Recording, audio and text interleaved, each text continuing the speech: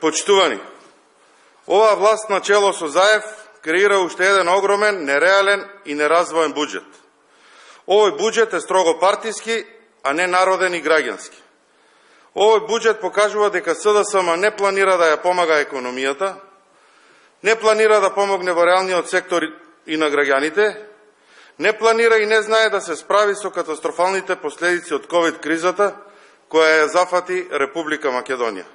Но затоа гледаме дека многу добро знае како да не задолжи уште повеќе врз грбот на граѓаните. Накратко кажам, СДСМ е без компас.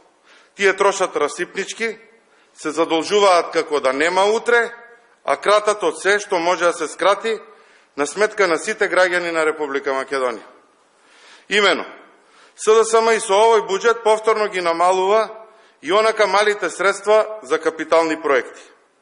Тие за наредната година предвидуваат 10 милиони помалку за капитални проекти. Чувството и фактот што го имаме сите граѓани на Република Македонија, дека за време на владењето на СДСМ никогаш и ништо не се гради, а парите ги нема. Очигледно ќе продолжи и во наредната година. Во услови на криза, СДСМ реши да крати и да удира и по грбот на земјоделците. Тие предвидуваат намалување на средствата во Агенцијата за финансиска подршка во земјоделството и руралниот развој. Токму СДСМ на земјоделците им ветуваше мед и млеко, а сега гледаме дека и нив ги изигра и ги излажа. Исто така, нема пари за помош на фирмите, нема пари за помош на земјоделците, нема пари за опремување на медицинските лица за справување со COVID-19, ама затоа непродуктивните расходи продолжуваат да растат со забрзана динамика и темпо. Така, расходите за плати во 2021 година се за 20 милиони евра или 4,1% повисоки од оние за 2020 година. Иако министерот најави дека нема да има зголемување на платите во јавниот сектор. Повторно лага. Исто така, расходите за стоки и услуги растат за фантастични 3,5 милиарди денари или 18% во однос на претходната година.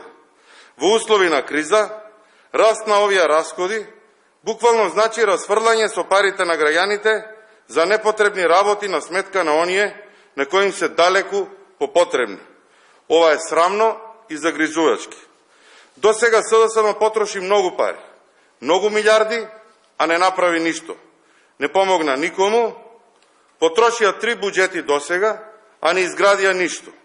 Го нема клинички центар во Скопје, ги нема ниту автопатите кои што ги ветија. Очигледно нема ништо од ветувањата, но ги нема ниту парите на граѓаните. Токму затоа, овој буџет е граден врз база на партиски интереси и потреби, а не врз база на потребите на граѓаните.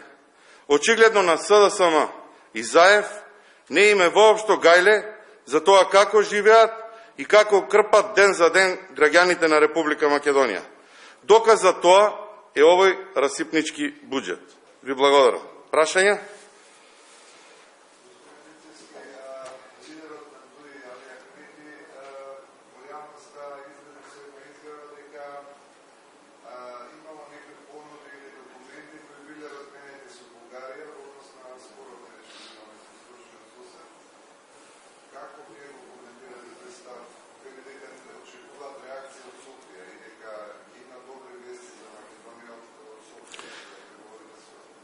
Очигледно секогаш кога чекаме добри вести од оваа коалиција на власт, секогаш граѓаните на Република Македонија остануваат изненадени, а пратениците во собранието кои што се најповикани да ги разгледаат и да добијат информација околу тоа што се преговара, што се договара, остануваат ускратени од можноста за овде, во собранието на Република Македонија, да присуствуваат најповиканите и најодговорните.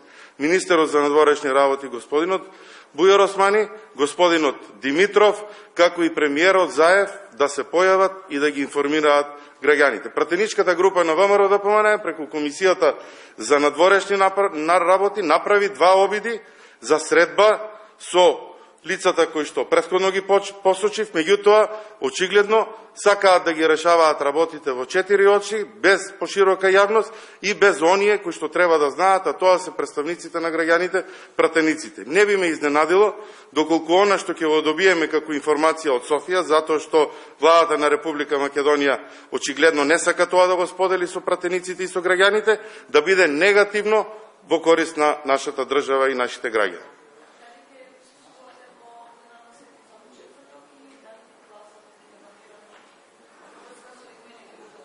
Видете, деловникот во собранието се донесува консензуално. Ние гледаме еден обид да нешто се направи надвор од консензуален договор.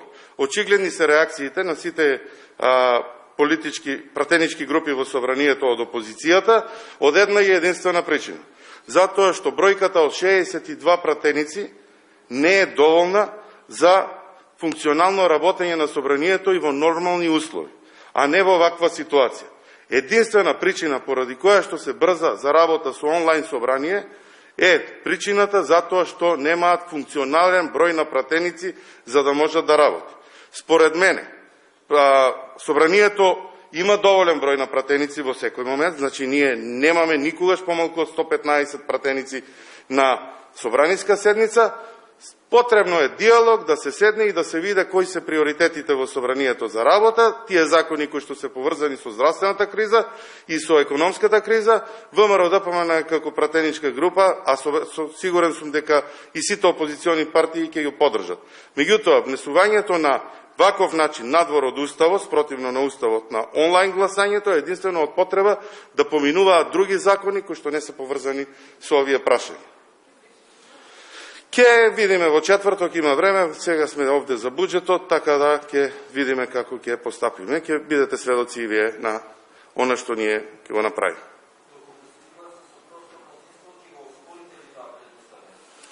Во секој случај, не би било паметно да нешто што е спротивно од уставот оставиме да помине така. Парламентот работи како што работи. Ние имаме 115 пратеници кои што се присутни. Која е причината за да не може да продолжи собраниево да работи вака? Не сме ние нешто посебно од другиве граѓани во Република Македонија за да работиме. Посакувам добро здравје на сите што се заразени или изолирани, да се вратат побрзо, меѓутоа сметам дека 3-4% од отсуство од пратениците од вкупната бројка од 120% не ни дава за можност да ние зборуваме за нефункционално собрание. Нас ни се потребни 61 пратеници за работа на собранието. Доколку дојдеме во некоја таква ситуација од поволен број на заразени, тогаш може да се размислува. Ама ние 3 месеци да зборуваме за онлайн собрание во ситуација кога здрави пратеници не присуствуваат на седница, за мене не е изговор во овој момент.